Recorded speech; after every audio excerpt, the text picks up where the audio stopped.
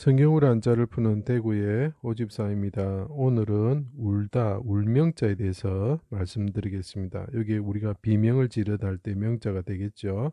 우리 명랑해전할 때 명자도 됩니다. 운다, 새가 입을 말을 한다. 새가 말을 한다. 운다. 자, 그런데 서양에 보면은 새가 노래한다. 이렇게 표현합니다. 노래한다. 새가 노래한다 표현하는데 우리나라 사람들하고 동양 사람들은 이 한자 때문에 그런 것 같습니다. 새가 말을 하는데 새가 말을 하는데 이것은 우는 것이다. 이렇게 표현하죠. 그러니까 우리는 새가 운다. 이렇게 닭이 운다. 이런 식으로 표현을 하죠. 비둘기가 운다. 비둘기가 노래한다. 이렇게 얘기를 안 하죠. 그래서 그것은 이 한자 때문에 새는 우는 것이구나 이렇게 생각을 하게 된 게 그 우리말에 있는 것 같습니다. 그럼 왜 새가 운다라고 한자는 표현하고 있을까요? 그것은 메시아가 운다는 거죠. 세조자를 제가 설명한 것을 한번 꼭 봐주시기 바랍니다. 새가 메시아죠. 메시아가 운다는 거죠. 부르짖는다는 거죠. 자, 유월절 전날 아침빛과 같던 해와 같듯이 메시아가 삼시에 아침이죠. 십자가에 달리셨다. 자, 메시아가 피 흘리시는 메시아가 아침에 그죠? 십자가에 달리셨는데 그분은 하나님 아들로서 물과 피를 쏟으셨다. 하나님 아들로서 이게 장정정자의 변형입니다. 아들로서 물과 피를 쏟으셨다. 이게 제가 피라 그랬죠. 자, 피가 왜 불이 된다고 말씀드렸습니까? 그것은 그들의 악한 행실, 찌르는 그 가시나무 같이 찌르고 창으로 찌르고 수족을 찌르는 거기에서 피가 나오죠. 그 악한 행실은 불사르는 것과 같다, 불태우는 것과 같다 이렇게 성경은 표현하고 있기 때문입니다. 자, 그래서 그분은 제단의 비둘기처럼 제물처럼 불사른 자들에 의해서 이렇게 십자가에 들어지셨다. 그래서 그분이 비둘기처럼 십자가에서 부르짖는다. 자, 해가 빛을 잃고 어둠이 임할 때, 자, 다시 아침이 오는 거죠. 어두웠다가 다시 밝아진 아침이 올 때에 크게 하나님께 소리를 지르시죠. 부르짖을 혼자가 나오죠. 그죠? 또는 왈자가도 될 수 있고, 그분이 부르짖는다는 거죠. 부르짖는다는 거. 부르짖는데 어떻게 부르짖습니까?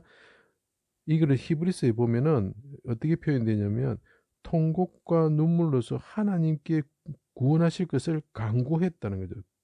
운다는 거죠.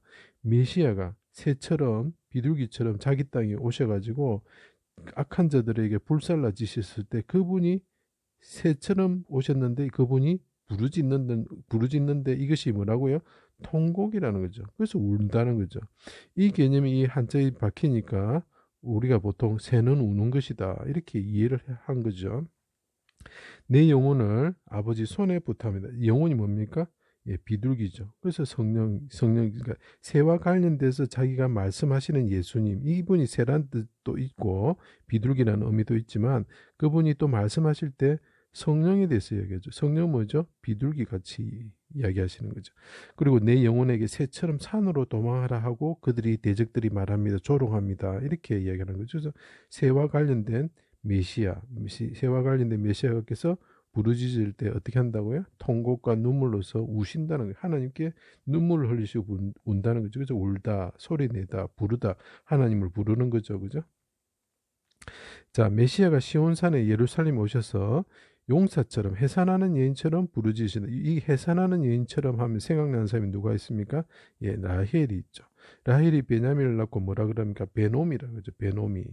자, 슬픔의 아들이다. 운다는 거죠. 내가 이 죽게 되었다는 거죠. 그렇지만 아들이 낳는데 슬픔의 아들이라는 거죠. 그때 야곱이 어떻게 합니까? 예, 베냐민으로 바꿔버리죠. 오른손에 있는 아들. 하나님께서 구원해주시는 메시아다. 이렇게 표현을 해버리는 거죠.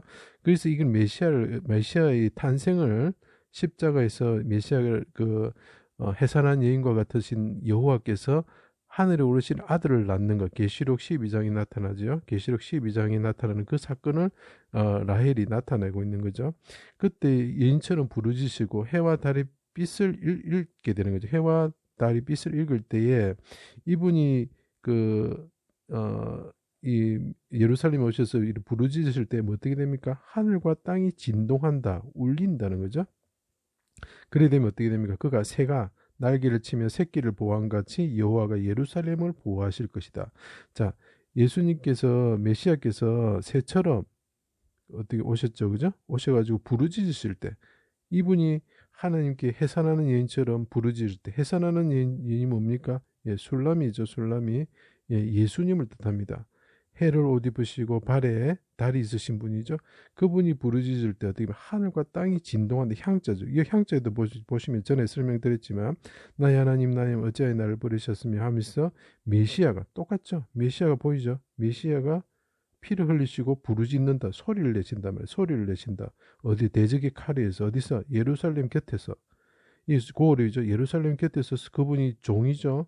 종이 소리를 지르신다. 그분이 새로 바뀌었을 뿐입니다. 그때 소리를 치시니까 어떻게 하니까 하늘과 땅이 진동은 울린다는 거죠.